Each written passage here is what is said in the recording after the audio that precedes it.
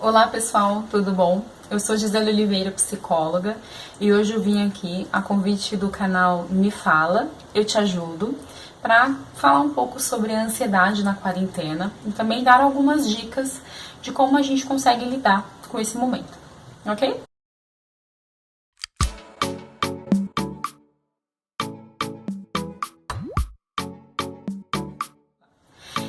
Quando a gente fala de ansiedade, por exemplo, é importante a gente também falar um pouco do quanto o quadro, né, de ansiedade ele está realmente aumentando assim exponencialmente nos últimos anos e tende a aumentar, infelizmente, cada vez mais.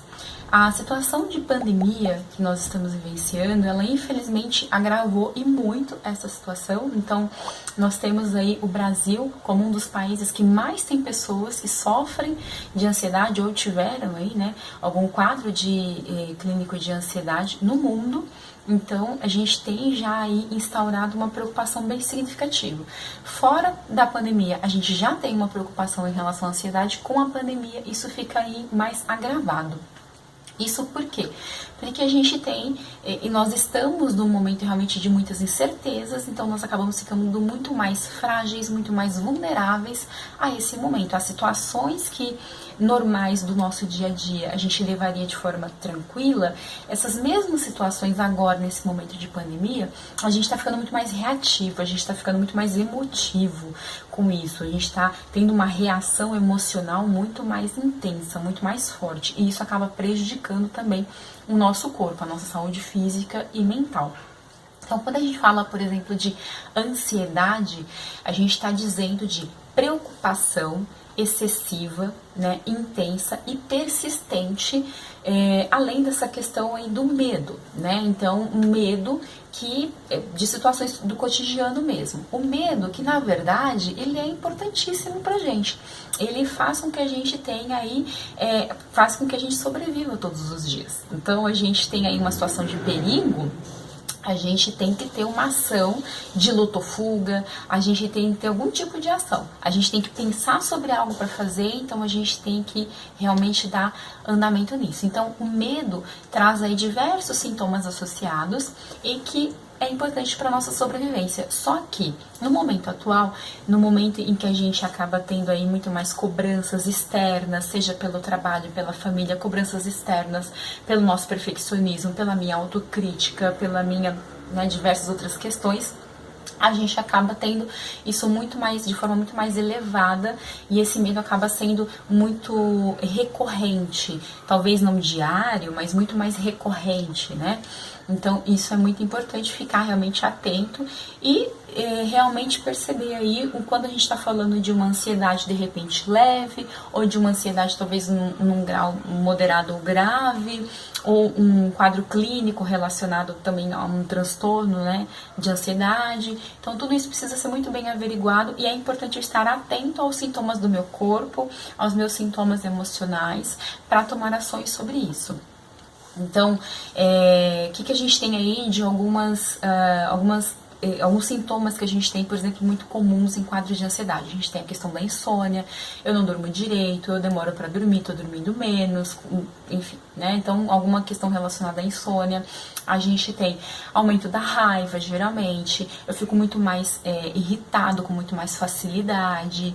Então, situações que antes eu não me preocupava, agora eu já me preocupo muito mais. Então, a minha reação, ela é muito desproporcional ao evento que acabou desencadeando.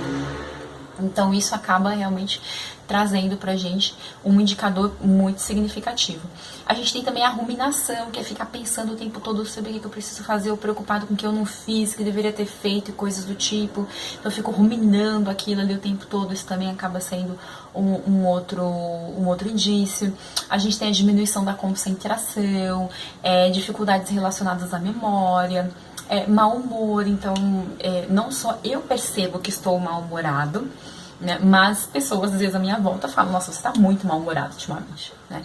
Então, de repente, isso também pode estar relacionado aí à minha maior sensibilidade à situação que eu estou vivenciando, seja essa situação em que todos nós estamos de pandemia, aliada, né, e agravada por outras situações que a gente tem aí no dia a dia. Então, o medo de contrair a doença, a gente tem também a diminuição do contato social, que é tão importante para que a gente possa também se distrair mais, para que a gente possa ter mais condições, né, de lidar também com a nossa ansiedade. Então, acaba diminuindo bastante isso, ficando praticamente nulo algumas pessoas que residem sozinhas. O excesso de trabalho, seja no home office ou seja presencialmente. Então, as situações do trabalho que de repente antes eu não aceitaria. Cansaço também em excesso, então eu tô me sentindo muito mais cansada ultimamente do que eu tava me sentindo antes. O meu sono já não me traz aquele descanso, já não me sinto tão bem na hora que eu acordo como antes eu me sentia. Então esse cansaço também acaba sendo mais um indício. Além das outras situações que a gente tem, né, relacionadas a esse cenário de incerteza, de insegurança, que é a própria preocupação em relação ao aspecto econômico, ao aspecto político, que a gente tem uma polarização muito grande ultimamente, então isso acaba prejudicando ainda mais a nossa saúde mental como um todo. Aumento no caso de óbitos, aumento de contágio, o problema em relação ao colapso, né, na nossa saúde, né, no sistema de saúde que nós temos. Então, tudo isso são preocupações que a gente acaba tendo em excesso, mas que se a gente tiver com muito excesso, se for muito intenso, tá difícil realmente da gente conseguir lidar com isso. E que também, né, para além disso, tá perdurando por um tempo significativo, procure ajuda, tome algumas ações que realmente façam sentido para mudar esse cenário. Então aí nós vamos chegar agora ao ponto de dicas, né? Quais são as dicas que a gente consegue dar para melhorar tudo isso que a gente falou desse cenário até agora? Bom, vamos lá, as dicas efetivamente, ok? Momento mais aguardado do nosso vídeo. Então, nós temos, por exemplo, a primeira dica que é mantenha a sua rede de apoio ativa. Então, mantenha contato com seus amigos, com seus familiares. Então, nós tivemos, na pandemia, um boom, né, de videochamadas, justamente porque é uma necessidade que nós temos. Nós somos seres humanos, somos pessoas que precisamos, né, temos a necessidade de estar em contato com outras pessoas. E em função da quarentena, isso ficou muito restrito, reduzido, para muitas pessoas nulo, quem talvez more sozinho, alguma coisa do tipo. Então mantenha essa rede de apoio, essa rede de amigos, enfim, sempre ativa. Faça esse contato, permaneça esse contato com essas pessoas, porque é muito importante, seja da forma que você achar melhor, ok? Outra dica importante é cuidado com a quantidade e com a qualidade de informações também que você tem acesso. Então, assistir jornal o dia inteiro, com um monte de informações que acabam gerando, né, acabam trazendo muito mais medo, muito mais ansiedade pra gente no dia a dia, não ajuda. Então, jornais, por exemplo, dedique 1, 2 horas no máximo a assistir, escolha um telejornal, por exemplo, que você goste. Caso você não assista televisão, você faça leitura pela internet de alguma outra forma, mas também delimite esse tempo. Então, pegue 1, 2 horas ali no máximo do seu dia para você ter acesso a essas informações. Rede social também tem um monte de informações, fake news então, que aí entra a questão da qualidade. Então, fake news então nem se fala. Então, tome muito cuidado com informações que não são corretas, não só relacionada à questão da pandemia, né, da quarentena, mas também, infelizmente, no Brasil estamos passando por uma situação econômica, no Brasil e no mundo, né, econômica e política, assim, muito sensível. Então, tome muito cuidado com as fake news, né, coloque muitos filtros nas informações que você recebe para que isso também não acabe sendo mais um motivo, mais um gatilho para te trazer, por exemplo, algum estado de ansiedade. Então, também nas redes sociais ou qualquer outra forma que você tenha acesso a essas informações, delimite, estipule um X tempo do seu dia para isso. Não fique o tempo todo constantemente tendo acesso a essas informações, porque infelizmente não ajudam, acabam só atrapalhando. Então, tome cuidado com a qualidade e com a quantidade de acesso às informações de maneira geral, ok? É importante também ter acesso, aí dá para ter pelo YouTube, por diversas formas, enfim, mas técnicas de relaxamento, técnicas de meditação, de respiração e de meditação, enfim, a gente está falando também de mindfulness, né? Então, é importante ir atrás de formas que eu consiga trazer um relaxamento para o meu corpo. Se o meu corpo está tão tenso, está tão rígido, porque a ansiedade também traz muito dessa tensão muscular, então é importante que eu consiga trazer esse relaxamento corporal, muscular, novamente para mim. Então, veja aí algumas formas, né? Enfim, dá para ir atrás, tem de forma paga, tem de forma gratuita, exercícios de respiração e de meditação também, tem diversos aplicativos, tem diversas meditações guiadas no próprio YouTube. Dá para ir treinando isso, porque quanto mais você treina a questão da respiração, dá para procurar também por respiração diafragmática, ela ajuda muitíssimo, né, em sintomas de ansiedade, porque a gente acaba conseguindo ter um controle maior da minha respiração em momentos, por exemplo, de crise ou em momentos que eu não estou me sentindo tão bem, né? Então, não estou me sentindo legal, de repente eu estou sentindo a minha respiração mais ofegante, talvez uma aceleração cardíaca, eu já estou treinando, já estou fazendo pelo menos 1 minuto, 2 minutinhos todos os dias, já ajuda muito. E quem de repente conseguir ir aumentando gradativamente esse tempo, melhor ainda, né? Porque eu consigo, nesses momentos de necessidade, voltar ao meu padrão de normalidade, voltar à minha respiração normal e de forma muito tranquila, porque eu já treinei já diversos dias. Não dá, né, não funciona tão bem se eu quiser, naquele momento de estresse muito alto, de um pico de crise, eu ligar lá numa meditação guiada e que ele funcione, que infelizmente não vai funcionar e vai acabar frustrando ainda mais.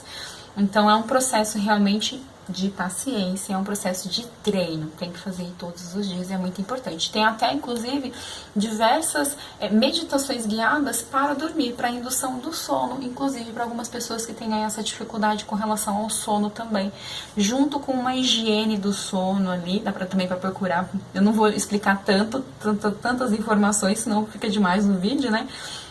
Mas dá para fazer uma busca por higiene do sono, que é simplesmente assim, né? Simplesmente não, mas tomar cuidado com o quanto você tem de fatores de distração e, na verdade, que vão te manter a atenção mais ligado minutos ou até mesmo poucas horas antes de você dormir. Então é importante ter um momento mais de relaxamento. Então tome cuidado com 1, 2 horas antes de você dormir, faça uma higiene do sono ali e geralmente uma respiração, uma meditação guiada nesses momentos ajudam a muitas pessoas, né? Nós temos também atividades que dão prazer, é importante fazer. Então, o que eu gosto de fazer? Eu gosto de ler um livro, eu gosto de ver uma série da Netflix, eu gosto de ver um filme. Ver filmes e séries é muito legal, é muito bacana, mas tome cuidado para não ficar refém somente desta forma de obtenção de prazer, porque também não é legal ficar o tempo todo somente vendo filmes e vendo séries como forma de sensação, né, de obtenção de prazer, porque sabemos que não é só isso, ok? Então tem outras formas, né? Qual é a forma que você consegue perceber que te dá prazer? Ler um livro, namorar, dançar, brincar com seu filho, brincar com alguém, brincar com seu cachorro. Que atividades do dia a dia que te dão prazer? Você já percebeu o quanto você talvez está deixando ou tem deixado de fazer isso já há algum tempo e que muito provavelmente, né, é um dos fatores também acabam agravando os estados, né, os sintomas de ansiedade.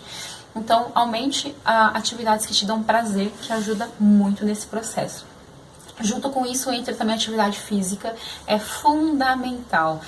Diversas são as pessoas que falam sobre a necessidade de atividade física para o nosso organismo, para o nosso dia a dia, para diversos quadros clínicos, né, não só de ansiedade, mas de depressão, entre diversos outros, quando a gente fala de saúde mental. Então, a atividade física ela é fundamental. Não tô falando de correr uma maratona, não tô falando de correr em provas ou qualquer outra coisa. Estou falando simplesmente de dedique 15, 20 minutos do seu dia para fazer uma atividade física. Algumas atividades físicas pode também estar atrelada àquela atividade que te dê prazer, né? Então, de repente, dá para você brincar com a criançada de alguma coisa, que de repente você vai se movimentar, você vai correr, você vai, né, ter um movimento corporal, e isso já ajuda bastante. Se não, 15 minutinhos, 20 minutinhos de caminhada já ajuda. Ah, não dá pra fazer todos os dias. Ok. Quanto tempo você consegue fazer dentro de uma semana? Quantos dias você consegue fazer dentro de uma semana? Então, isso já fala de uma mudança de comportamento. E essa mudança de comportamento para o lado positivo é fundamental. Então, a atividade física é fundamental. Poderia até ter colocado como dica número 1, porque ela é fundamental mesmo. Mas entrou nessa ordem aqui desse jeito, ok? Tem uma outra informação também que eu gosto também de trabalhar com as pessoas que eu atendo, que é o registro de pensamentos negativos e de emoções também. Por quê? Todas as vezes que a gente trabalha com escrever, anotar, tomar nota, enfim, de como eu estou me sentindo, como que eu estou naquele momento, a gente está falando de aumento do meu estado de consciência. Então eu percebo que na última semana eu tive mais dias tristes, mais dias com sintomas de ansiedade, mais dias de pensamentos negativos do que o contrário. Isso já me traz aí um alerta para que de repente eu consiga ver o que está acontecendo e o que eu posso fazer com isso. Então a gente está aumentando a nossa consciência, e quando a gente aumenta a nossa consciência, a gente também tem mais chances e mais condições de tomar ações em prol disso, para resolver essas questões. Então as anotações ajudam bastante. Para além disso, tem também alguns aplicativos que ajudam. Não sei se posso falar do nome do aplicativo aqui, mas ajuda. Se chama Cogni de cognição mesmo. Então, Cogni, ele tem lá para você fazer. Tem outros também que ajudam bastante, mas eu gosto bastante do Cogni, porque você coloca lá como que você está se sentindo e qual foi a situação, desencadeadora desse sentimento, dessa emoção que você teve. Então ajuda bastante. E para quem faz o processo de psicoterapia, ou para quem pretende iniciar um processo de psicoterapia, ele encaminha as informações também para o profissional que está te atendendo. Então ajuda bastante nesse processo. Okay? E aí a gente já entra na próxima dica, que é justamente a psicoterapia.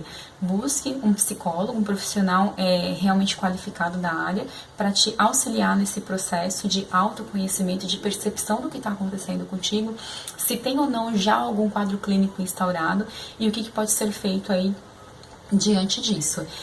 Geralmente nos quadros de ansiedade, nos quadros clínicos de ansiedade, costuma se indicar bastante a terapia cognitivo-comportamental, ou linha cognitivo-comportamental, que é justamente a linha que eu atuo, mas eu não tô aqui para dizer que essa é a linha que vai resolver todos os problemas do mundo, porque não é, né? A gente está dizendo de busque ajuda profissional. Então, busque um psicólogo, busque uma pessoa que tenha aí uma atuação focada em saúde mental para te auxiliar nesse processo de melhoria. Se for na linha da terapia cognitivo-comportamental, legal, que é a TCC. Se for em outra linha, ok, mas é importante buscar essa ajuda que é para si mesmo, tá? Pode ser que entre junto com o psicólogo, nem tanto, às vezes vem um psicólogo antes, às vezes vem um médico antes, mas a próxima dica quando o sofrimento está muito grande, quando os sintomas persistem por muito tempo, é importante procurar essa ajuda profissional com psicólogo e muitas vezes com um psiquiatra. Então, busque o médico. Mas eu não quero ir no psiquiatra, porque tem um monte de tabu ainda em cima dessa situação, buscar ajuda para a saúde mental. A gente pode falar disso em outro momento. Então, procure um outro médico. Se ele achar também relevante e interessante, ele vai também te indicar para um psiquiatra, se for o caso. Então, busque um médico. O ideal é um médico psiquiatra, para que ele faça o correto diagnóstico do que você tem e o que precisa ser feito para melhorar. Em algumas situações, um tratamento com remédio, com medicação. Quando a gente fala de ansiedade grave, por exemplo, uma intervenção medicamentosa vai ser importante nesse processo. Então, chegamos até aqui, como que a gente faz para sair disso? Então, todas essas dicas vão ajudar bastante nesse processo. A ordem delas, como vocês já perceberam, não necessariamente é significativo, mas o mais importante é buscar essa ajuda, buscar informações, aumentar o estado de consciência, esse autoconhecimento, para entender o que está acontecendo e o que pode ser feito para melhorar tudo isso, ok? Bom, é isso. Espero ter auxiliado vocês com essas informações. Dúvidas, perguntas, vocês podem procurar o pessoal aqui do canal. E também acho que nas minhas redes, enfim, podem entrar em contato comigo caso queiram. Agradeço muitíssimo o convite e vamos juntos aí aumentar cada vez mais acesso a informações sobre saúde mental, ok? Até mais, pessoal. Tchau, tchau.